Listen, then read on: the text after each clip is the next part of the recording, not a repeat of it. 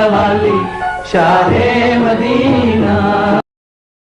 अस्सलाम वालेकुम, की हाल है जी तुहाडा? उम्मीद है ठीक ही होने। तो मैं भी ठीक हाँ।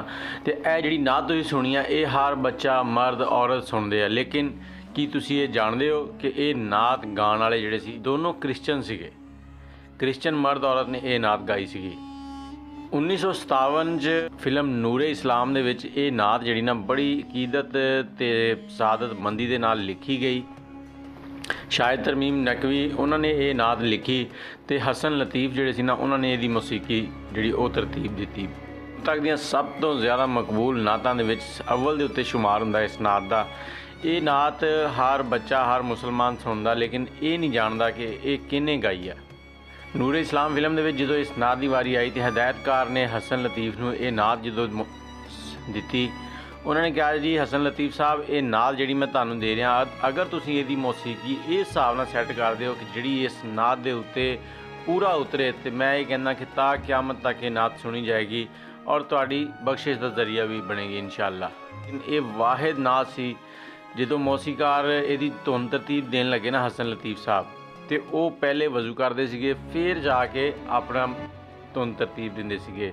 उस तो बाद वो नफल अदा करते थे जो कोई धुन बना लेंदे सीगे, लेकिन उस धुन जो भी किसी लोगों को सुनाया जाता सी, जिहड़े एक्टर या जो भी लोग कोल हुंदे सीगे, वो बहुत ही अकीदत दे नाल सिर झुका लेंदे सीगे। लेकिन हसन लतीफ़ साहब दे अपने दिल दे विच वो जिहड़ी धुन सी ना वो नहीं घर कर रही सीगी, इसलिए वो बार बार धुन बना रहे थे। कुछ लोगों ने उन्होंने ये भी कहा कि ये कोई गल नहीं, वजह नहीं एडी वड्डी, धुन तुहाडी ठीक है, लेकिन हसन लतीफ़ साहब ने कहा नहीं, जो ये नात धुन मंग रही है वो बन नहीं रही। जिदन बन गई उदन मैं तुहानूं दसांगा, मैनूं भावें 100 वारी इहदी धुन तरतीब देनी पवे, मैं वो देवांगा। नाल ही जदों वो धुन बनाते सीगे, बनाउण तो बाद जदों अपने नाल दे बंदिआं नूं सुणांदे सीगे ते उन्हां नूं ये कहंदे हुंदे सीगे कि यार ये इहो जी धुन है, इहो जी नात है कि ये मेरी बख्शिश का जरिया बन सकती है। आखिरकार उन्होंने इहो जी मौसीकी तरतीब दे दी कि जिहड़ी तुहाडे सामने आ अज भी सुनी जाती है, तो बहुत ही लाजवाब मौसीकी आ।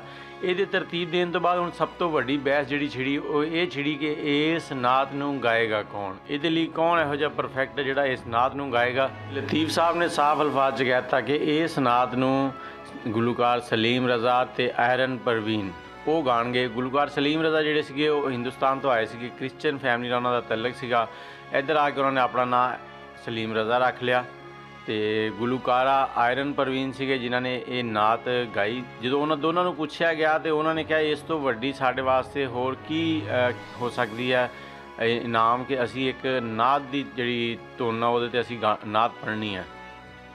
आयरन परवीन क्रिश्चियन सीगे ते उन्होंने अपने जिहड़ा दौर सी ना 1957 च नात सी, तो उस तो बाद जो 1960 वाली दहाई शुरू हुई तो उन्होंने पूरे 8-10 सालों के विच 750 गाना गाता सीगा। 750 गाना मैडम नूर जहान के रिकॉर्ड तोड़न जा रहे थे।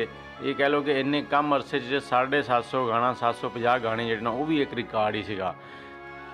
तो ये नात जिहड़ी अज भी तुसीं सुणदे हो, कन्नां नूं सरूर मिलदा आ। तो ये फिल्म दे विच जिहड़े हीरो सीगे वो ऊंठां नूं लैके जा रहे सीगे, उन्हां दे उत्ते फिल्म फिल्माई गई आ ते वो मदीने की तरफ रुख कीता उन्होंने जा रहे उधर नूं। तो तुहानूं ये जानकारी पहले है सीगी कि यह नात एक क्रिश्चियन लड़की ते लड़के ने गाई सीगी, जे सीगी तो तां भी दसो, जे नहीं सीगी तां भी कमेंट च दसो। बहुत ही ज़बरदस्त नात आ, जदों भी सुनो सुनने तो बाद जरूर आउंदा एक बारी। ये नाल ही मैनूं इजाज़त दिओ। छोटी जी जानकारी सी तुहाडे लई। अल्लाह हाफिज़।